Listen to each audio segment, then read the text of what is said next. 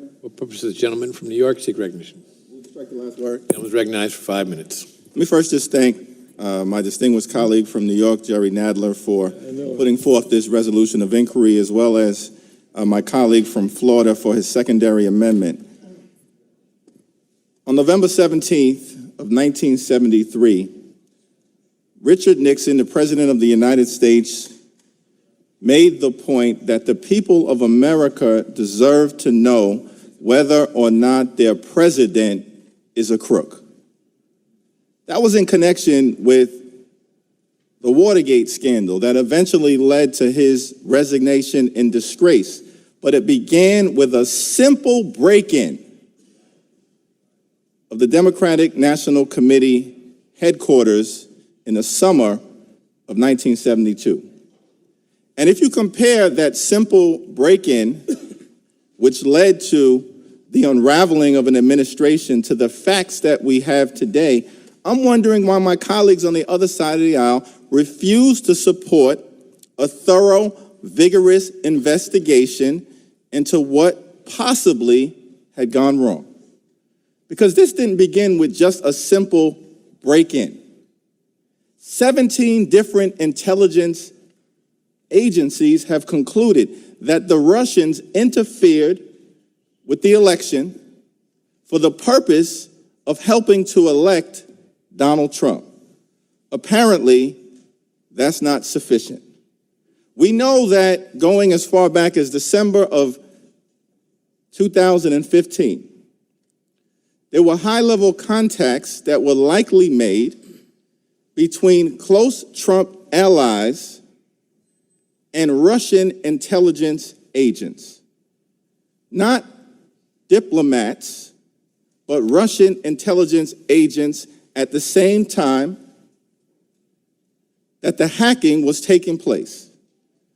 Carter Page, the top foreign policy advisor to Donald Trump, appears to have been involved. Paul Manafort, the campaign chairman, appears to have been involved. Michael Flynn, who subsequently became his national security advisor, appears to have been involved. Roger Stone, a longtime Trump confidant, appears to have been involved. What do we think they were talking about with those Russian intelligence agents? Vodka? Chess? At the same time that the hacking was taking place. Apparently, that's not sufficient. We also know that the law was likely broken by Michael Flynn in December of 2016 because of his illegal contact with the Russian ambassador, talking about sanctions that were imposed as a result of the hacking of our election, which subsequently led to him resigning in disgrace. But before he resigned in disgrace, he lied to the Vice President of the United States of America, who then took that misinformation and lied to the American people. But apparently, that's not enough for my colleagues on the other side of the aisle. We also know that the president refuses to disclose his taxes. What exactly is he hiding?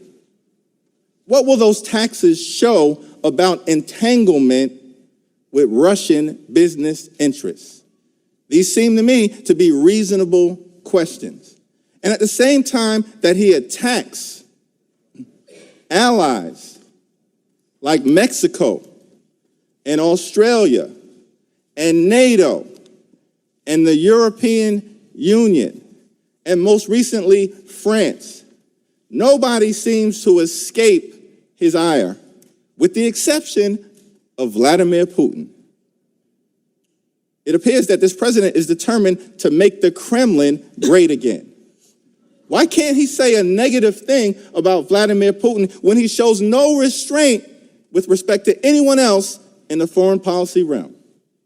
And then his chief of staff tries to interfere with the FBI, raising the question of obstruction of justice.